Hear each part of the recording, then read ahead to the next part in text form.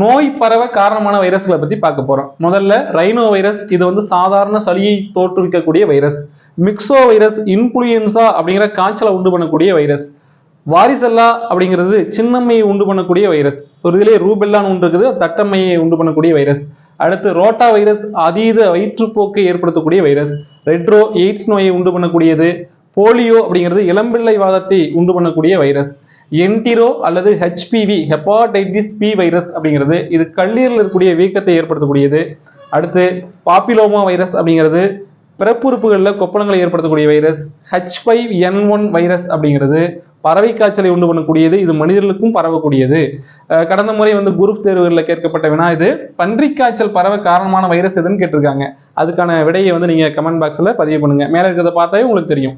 இது வந்து நம்ம தொடர்ச்சியாக நீங்க படிங்க. இதுல இருந்து கட்டாயமாக ஒரு வினா வருவதற்கான வாய்ப்பு இருக்குது. லைக் பண்ணுங்க, சப்ஸ்கிரைப் பண்ணுங்க, ஷேர் பண்ணுங்க. நன்றி.